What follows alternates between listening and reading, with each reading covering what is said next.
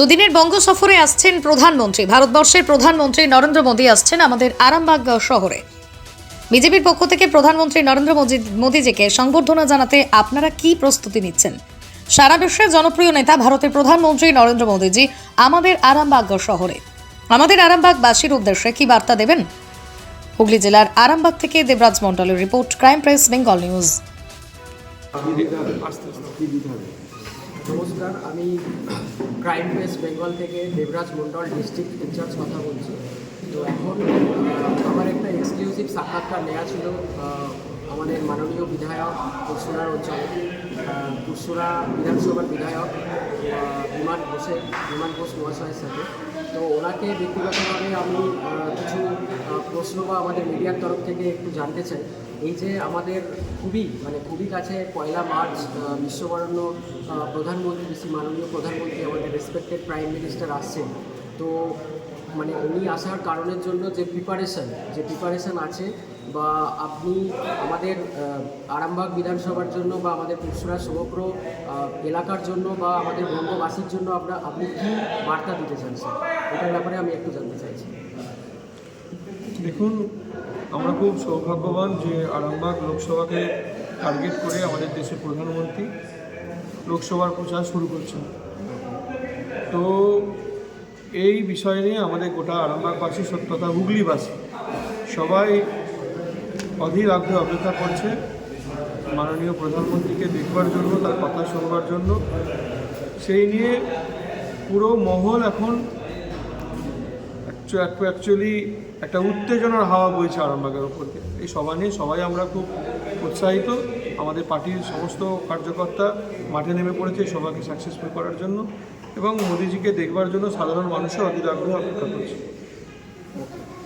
তো স্যার, ব্যক্তিগতভাবে আমি একজন এডুপ্রেনার, বা আপনার বিষয়ে আমি যতটুকু জেনেছি বা রিসার্চ করেছি, তো সেখানে আপনি এডুকেশানটাকে ভালোবাসেন। তো এডুকেশান সিস্টেমটাকে আপনি কীভাবে ডেভেলপমেন্টের জন্য দেখতে চাইছেন আগামী দিনে, আমাদের স্পেশালি ফর ওয়েস্ট বেঙ্গলের জন্য আপনি এডুকেশানটাকে বা আমাদের সমগ্র এলাকাটাকে, হুগলি জেলাটার ওপরে আমি যদি বলি, বা পশ্চিমবাংলার ওপরে আপনি এডুকেশান সিস্টেমটাকে কীভাবে চাইছেন, আমি যদি একটা কোশ্চেন করি। প্রথম, এই সরকারের প্রবলেম এই যে পাস ফেল, ভালো স্টুডেন্টরা ভালো রেজাল্ট করবে, যারা পড়াশোনা করবে না ফাঁকি দেবে, খারাপ স্টুডেন্ট আছে তারা তাদের ফল ভোগ করবে। এইটা যতক্ষণ না আমাদের পশ্চিমবঙ্গে ফেরত আসছে ততক্ষণ পর্যন্ত যে সবাই পাস করে যাবে, এই টেন্ডেন্সি থাকলে পশ্চিমবঙ্গে কোনো দিনও শিক্ষা ব্যবস্থা উন্নত হবে না।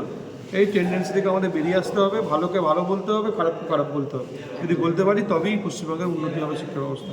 এবং যে আমাদের বর্তমানের যুব শক্তি বা যুব সমাজ, তারা হচ্ছে সঠিককে সঠিক আর ভুলকে ভুল বলাটা ভুলে গেছে আমার মনে হয় সেখানে। এবং আরেকটি কোশ্চেন স্যার, যদিও বা সামনে মাননীয় প্রধানমন্ত্রী আমাদের এখানে আসছেন, আরামবাগে প্রথমবার আসছেন, তো সেখানে আপনি দেখতেই পাচ্ছি আমি অনেকক্ষণ থেকে যে এখানে আপনার টোটাল বিভিন্নভাবে তার অ্যারেঞ্জমেন্ট বা তার কী হবে না হবে সেই বিষয়ে যেরকম একটা চিন্তার মধ্যে আছেন।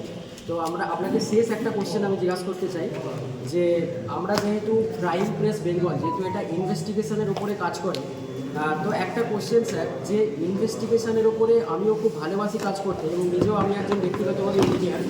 তো সেখানে ইনভেস্টিগেশনটা স্যার কতটা ডাউনে আছে, যেখানে যে ক্রাইমগুলো হচ্ছে বা যে জিনিসটা হচ্ছে, তো সেখানে ইনভেস্টিগেশনটা কতটা ভালোভাবে হচ্ছে কি কতটা খারাপভাবে হচ্ছে, আপনি এটার উপরে কী বলতে চান স্যার?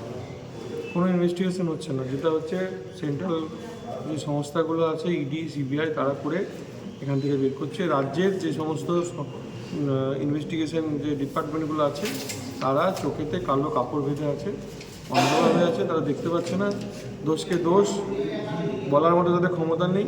পুরো সিস্টেমের একাংশ বিক্রি হয়ে আছে। এই যতক্ষণ এটা শুধরাতে পারে ততক্ষণ পর্যন্ত আমাদের রাজ্যের উন্নতি হওয়া সম্ভব।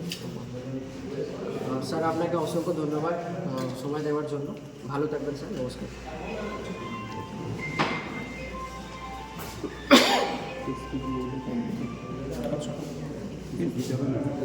বলে